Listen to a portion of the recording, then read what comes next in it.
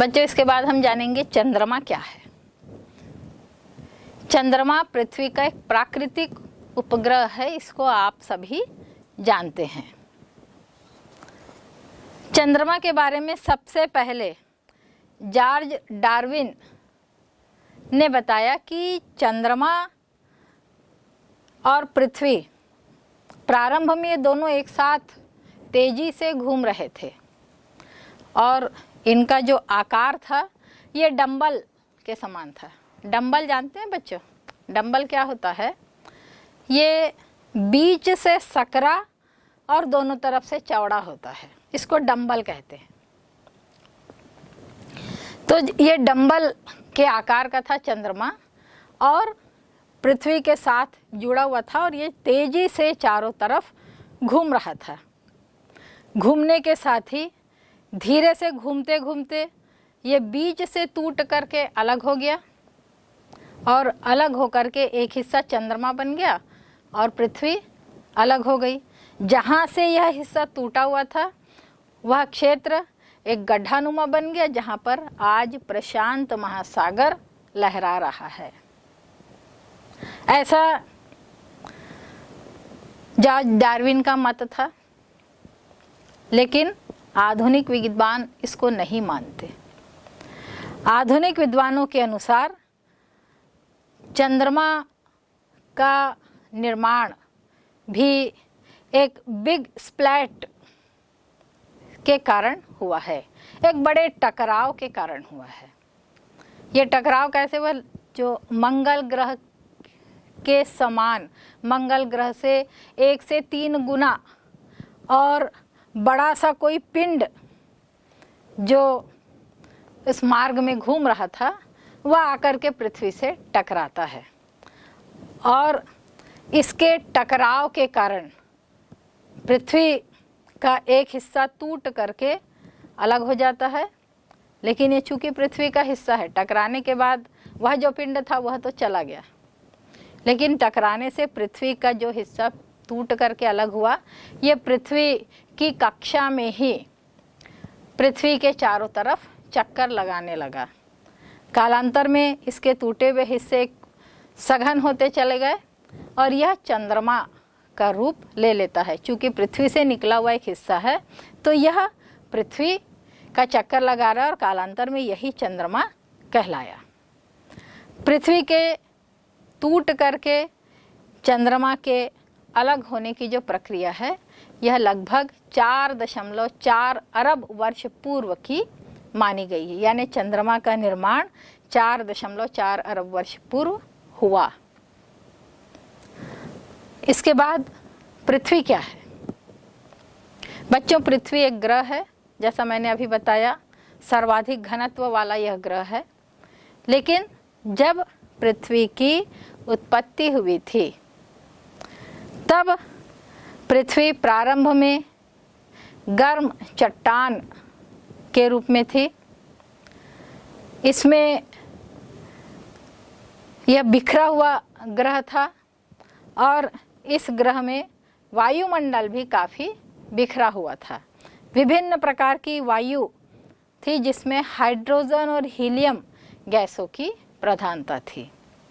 लेकिन कालांतर में पृथ्वी से ये जो हाइड्रोजन और हीलियम जैसी जो सौर पवनें हैं ये क्रमशः दूर होती चली गई और पृथ्वी कई परतों में विकसित होने लगी।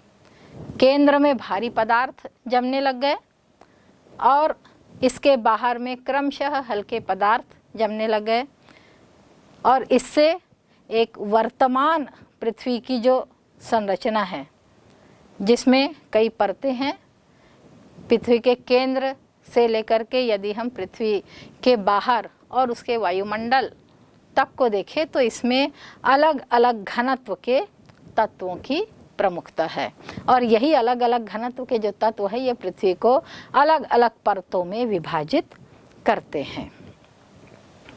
ये सामान्य विभाजन।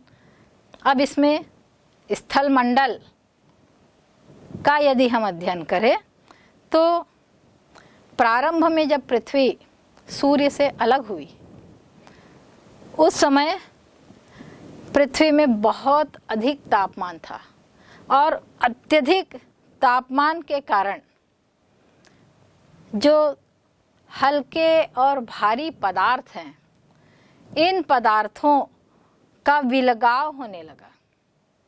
ये पदार्थ अलग अलग होने लगे। जो भारी पदार्थ है वो केंद्र में जमने लगे और उससे जो हल्के पदार्थ है वो उसके चारों तरफ आ करके जमने लगे।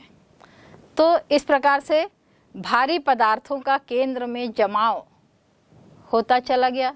कुछ हल्के पदार्थ उसके ऊपर की तह में आ गए और हल्के पदार्थ उसके ऊपर की तह में आ गए।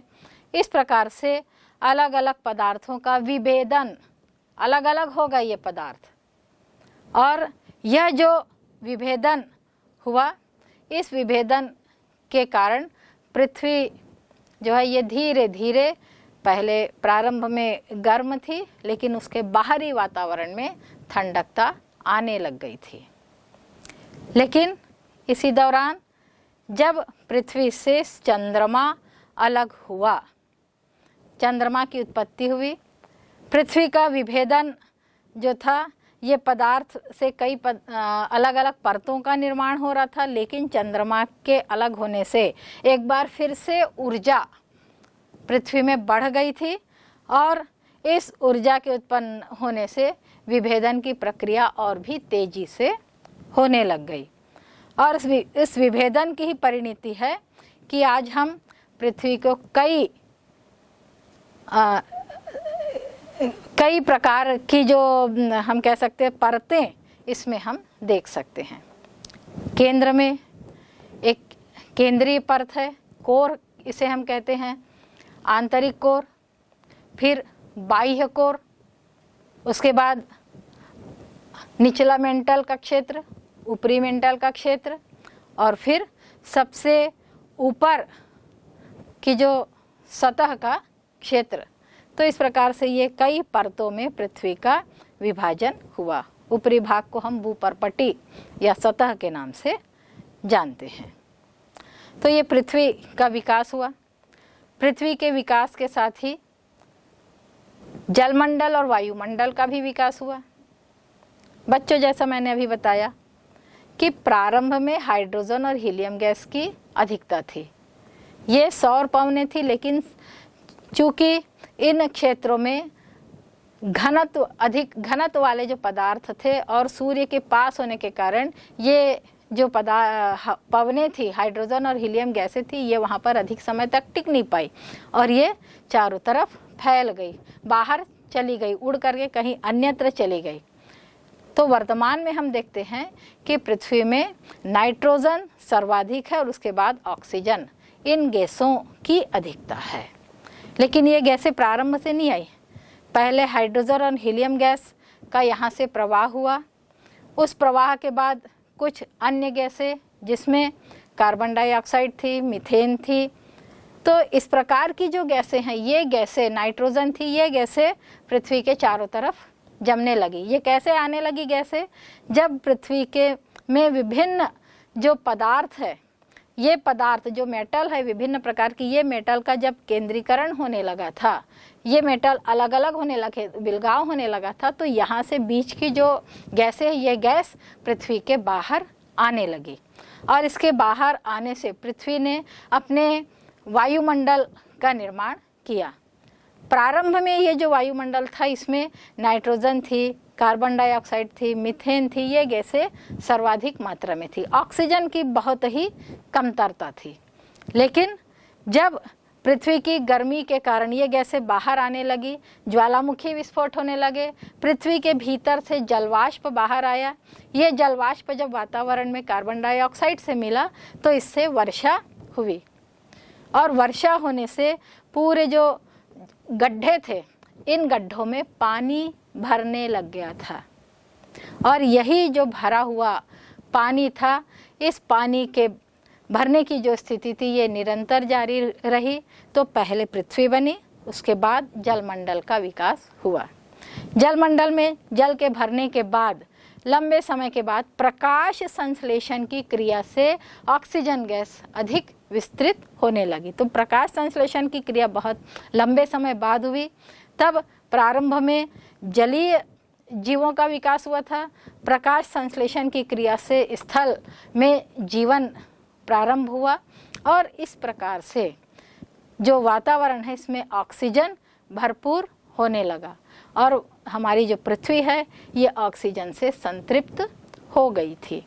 तो जलमंडल और वायुमंडल के विकास के बाद जीवन की उत्पत्ति हुई है। जीवन की उत्पत्ति किस प्रकार से हुई?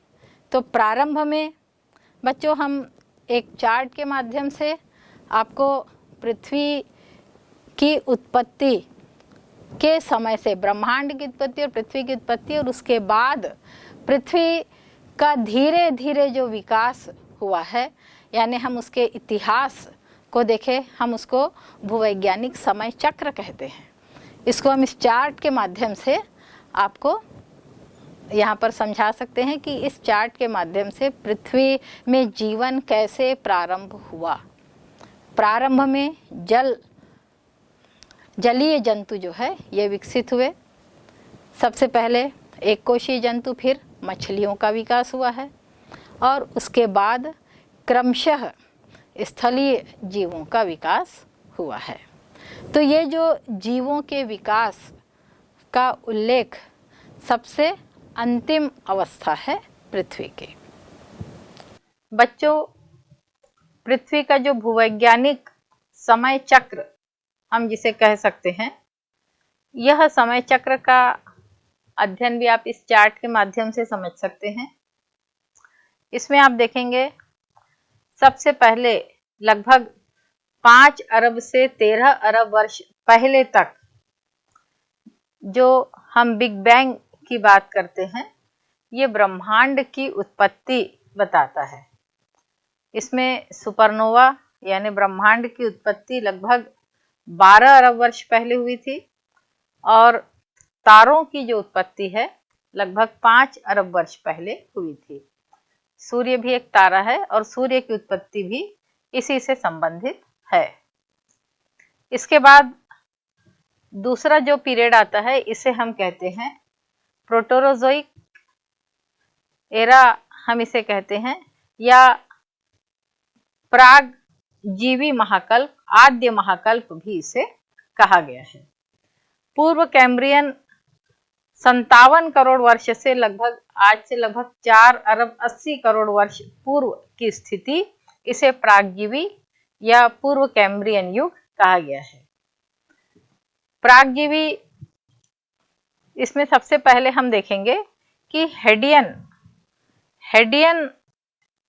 का जो समय है यह है आज से लगभग 4.8 अरब वर्ष पहले और इस समय कार्बन डाइऑक्साइड गैस की अधिकता थी जो कि महासागर और वायुमंडल में व्याप्त था। फिर लगभग 3.8 अरब वर्ष पहले भी महासागरों में यही कार्बन डाइऑक्साइड की अधिकता थी। इसके बाद आद्य महाकल्प को यदि हम देखें तो लगभग 2.5 अरब से 3.8 अरब वर्ष पूर्व का यह कल्प है, जिसमें ब्लू ग्रीन शैवाल और एक कोशीय जीवाणु का विकास हुआ था। और उसके बाद लगभग 57 करोड़ से 2 अरब 50 करोड़ वर्ष पहले की जो स्थिति है, जिसमें कई जोड़ों वाले छोटे छोटे जीव का विकास हुआ था। ये जो समय है यह अज्ञात समय है, इसके बारे में बहुत से लिटरेचर अभी तक हमें अप्राप्त है। इसके बाद जो समय आता है इसे हम पुराजीवी महाकल्प कहते हैं। पुराजीवी महाकल्प लगभग 57 करोड़ वर्ष पूर्व से 24.5 करोड़ वर्ष पूर्व तक की जो स्थिति है इसे हम पुराजीवी महाकल्प कहते हैं।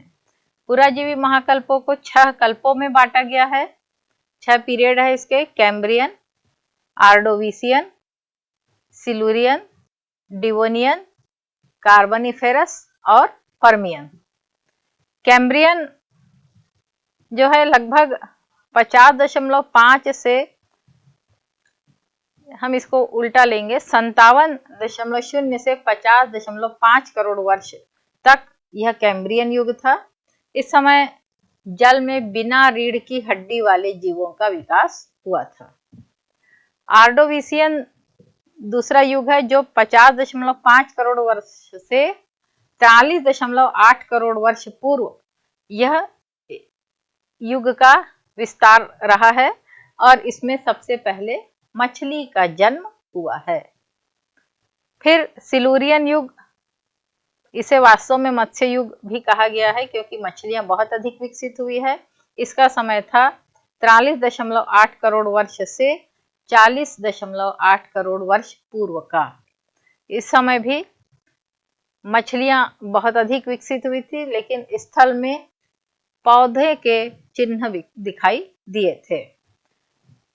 अगला युग आता है डिवोनियन का, जो 40.8 करोड़ वर्ष पूर्व से 36.0 करोड़ वर्ष पूर्व तक का रहा है और इसमें स्थल पर रहने वाले जीवों का विकास हुआ है। इसके बाद कार्बनीफरस युग। बच्चों, ये जो कार्बनीफरस युग है इसको आप जानते हैं, इसी समय कार्बन की उत्पत्ति हुई है, यानी कोयला उस समय का बना हुआ है। इसका जो समय है ये 36.0 करोड़ वर्ष पूर्व से 28.6 करोड़ वर्ष पूर्व का रहा है। इस समय पृथ्वी पर रेंगने वाले जीव, रीढ़ की हड्डी वाले जीव और वनस्पति का विकास बहुत अधिक मात्रा में हुआ था। अगला युग या पुराजीवी महाकल्प का अंतिम युग, जिसे हम पर्मियन कहते हैं, 28.6 करोड़ वर्ष पूर्व से 24.5 करोड़ वर्ष पूर्व तक का यह समय रहा है। इसमें रेंगने वाले जीवों की अधिकता हो गई थी और जलचर और थलचर, ये सभी प्रकार के जीवों का विकास इस समय हो चुका था, कहते हैं। पुराजीवी महाकल्प लगभग 57 करोड़ वर्ष पूर्व से 24.5 करोड़ वर्ष पूर्व तक की जो स्थिति है, इसे हम पुराजीवी महाकल्प कहते हैं। पुराजीवी महाकल्पों को 6 कल्पों में बांटा गया है। 6 पीरियड है इसके: कैम्ब्रियन, आर्डोविशियन, सिलूरियन, डिवोनियन, कार्बनीफेरस और पर्मियन। कैम्ब्रियन जो है लगभग 50.5 से हम इसको उल्टा लेंगे 57.0 से 50.5 करोड़ वर्ष तक यह कैम्ब्रियन युग था। इस समय जल में बिना रीढ़ की हड्डी वाले जीवों का विकास हुआ था। आर्डोविशियन दूसरा युग है जो 50.5 करोड़ वर्ष से 43.8 करोड़ वर्ष पूर्व यह युग का विस्तार रहा है और इसमें सबसे पहले मछली का जन्म हुआ है। फिर सिलूरियन युग, इसे वास्तव में मत्स्य युग भी कहा गया है क्योंकि मछलियां बहुत अधिक विकसित हुई है। इसका समय था 43.8 करोड़ वर्ष से 40.8 करोड़ वर्ष पूर्व का। इस समय भी मछलियां बहुत अधिक विकसित हुई थी, लेकिन स्थल में पौधे के चिन्ह दिखाई दिए थे। अगला युग आता है डिवोनियन का, जो 40.8 करोड़ वर्ष पूर्व से 36.0 करोड़ वर्ष पूर्व तक का रहा है और इसमें स्थल पर रहने वाले जीवों का विकास हुआ है। इसके बाद कार्बनीफरस युग। बच्चों, ये जो कार्बनीफरस युग है इसको आप जानते हैं, इसी समय कार्बन की उत्पत्ति हुई है, यानी कोयला उस समय का बना हुआ है। इसका जो समय है ये 36.0 करोड़ वर्ष पूर्व से 28.6 करोड़ वर्ष पूर्व का रहा है। इस समय पृथ्वी पर रेंगने वाले जीव, रीढ़ की हड्डी वाले जीव और वनस्पति का विकास बहुत अधिक मात्रा में हुआ था। अगला युग या पुराजीवी महाकल्प का अंतिम युग, जिसे हम पर्मियन कहते हैं, 28.6 करोड़ वर्ष पूर्व से 24.5 करोड़ वर्ष पूर्व तक का यह समय रहा है। इसमें रेंगने वाले जीवों की अधिकता हो गई थी और जलचर और थलचर ये सभी प्रकार के जीवों का विकास इस समय हो चुका था। इसके पश्चात दूसरा जो महाकल्प हम इसे कहते हैं मेसोजोइक या मध्यजीवी महाकल्प। ये मध्यजीवी महाकल्प 24.5 करोड़ वर्ष से पूर्व से ये 6.5 करोड़ वर्ष पूर्व तक की स्थिति हम इसे मेसोजोइक एरा के नाम से जानते हैं। इस युग को 3 भागों में बांटा गया है। सबसे पहला है ट्रियासिक। इसका जो समय था यह 24.5 करोड़ वर्ष से 20.8 करोड़ वर्ष पूर्व तक का समय था। इस समय मेंढक और समुद्री कछुओं का विकास हो चुका था। दूसरा युग है जुरैसिक। बच्चों, आपने जुरैसिक पार्क ये नाम से पिक्चर भी देखी है और बड़े बड़े जीव उस समय देखे जिसे हम डायनासोर कहते थे। तो ये डायनासोर का विकास इसी जुरैसिक युग में हुआ था। इसका जो समय है ये 28.8 करोड़ वर्ष पूर्व से 14.4 करोड़ वर्ष पूर्व तक का समय था और इसको डायनासोर का युग ही कहा जाता है। इसके बाद क्रिटेशियस युग का समय था जो कि 14.4 करोड़ वर्ष पूर्व से 6.5 करोड़ वर्ष पूर्व का रहा है।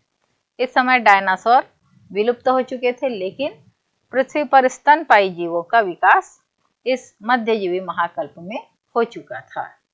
ये मध्यजीवी महाकल्प 24.5 करोड़ वर्ष से पूर्व से ये 6.5 करोड़ वर्ष पूर्व तक की स्थिति हम इसे मेसोजोइक एरा के नाम से जानते हैं। इस युग को 3 भागों में बांटा गया है। सबसे पहला है ट्रियासिक। इसका जो समय था यह 24.5 करोड़ वर्ष से 20.8 करोड़ वर्ष पूर्व तक का समय था। इस समय मेंढक और समुद्री कछुओं का विकास हो चुका था। दूसरा युग है जुरैसिक। बच्चों, आपने जुरैसिक पार्क ये नाम से पिक्चर भी देखी है और बड़े बड़े जीव उस समय देखे जिसे हम डायनासोर कहते थे। तो ये डायनासोर का विकास इसी जुरैसिक युग में हुआ था। इसका जो समय है ये 28.8 करोड़ वर्ष पूर्व से 14.4 करोड़ वर्ष पूर्व तक का समय था और इसको डायनासोर का युग ही कहा जाता है। इसके बाद क्रिटेशियस युग का समय था जो कि 14.4 करोड़ वर्ष पूर्व से 6.5 करोड़ वर्ष पूर्व का रहा है। इस समय डायनासोर विलुप्त हो चुके थे, लेकिन पृथ्वी पर स्तनपायी जीवों का विकास इस मध्यजीवी महाकल्प में हो चुका था। फिर इसके बाद जो अगला महाकल्प आता है इसको हम नवजीवन या नवजीवी महाकल्प कैनियोजोइक के नाम से जानते हैं और आज से लगभग 6.5 करोड़ वर्ष पूर्व से इसकी उत्पत्ति मानी जाती है। इसे तृतीय कल्प और चतुर्थ कल्प के नाम से भी पुकारा जाता है। तृतीय कल्प को 4 युगों में बांटा गया है: पुरानूतन, आदि नूतन, अधिनूतन, अल्पनूतन, और इसको एक और युग इसमें जोड़ा जाता है जिसको अति नूतन भी कहा गया है। जो पुरानूतन का समय है इसमें 6.5 करोड़ वर्ष पूर्व से 5.7 करोड़ वर्ष पूर्व तक का जो समय है इसे पुरानूतन बताया है, जिसमें छोटे छोटे स्तनपायी जीव जैसे चूहे आदि का विकास हो चुका था। आदि नूतन कल्प 5.8 करोड़ वर्ष से 3.7 करोड़ वर्ष पूर्व का था। इसमें खरगोश जैसे जीवों का विकास हुआ था। लगभग 3.7 करोड़ वर्ष पूर्व से 2.4 करोड़ वर्ष पूर्व तक का समय अधिनूतन का है, जिसमें मनुष्य से मिलता जुलता वनमानुष का विकास हो गया था और यही वन मानुष जो है अल्प नूतन काल में भी दिखाई दिए। इनका जो समय था यह 2.4 करोड़ वर्ष पूर्व से 50 लाख वर्ष पूर्व तक का समय था।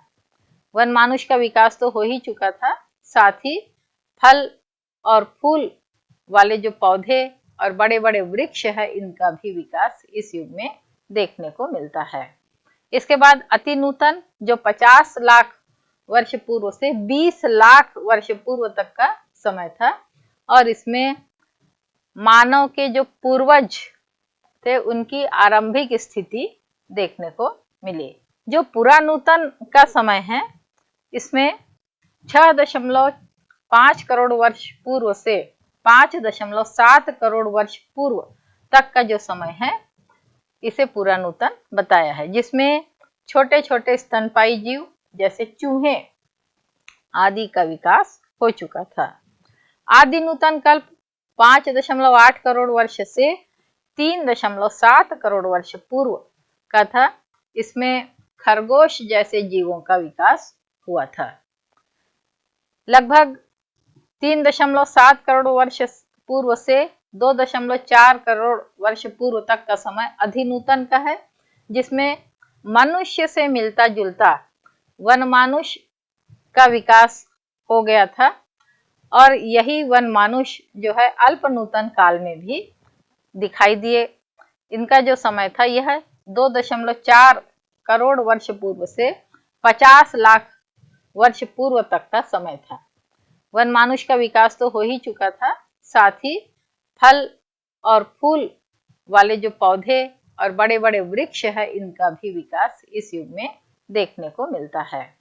इसके बाद अति नूतन जो 50 लाख वर्ष पूर्व से 20 लाख वर्ष पूर्व तक का समय था और इसमें मानव के जो पूर्वज थे उनकी आरंभिक स्थिति देखने को मिली। इसके बाद जो अगला कल्प आता है नवजीवन का, इसे हम चतुर्थ कल्प कहते हैं। चतुर्थ कल्प को अत्यंत नूतन और अभिनव ऐसे दो युगों में बांटा गया है।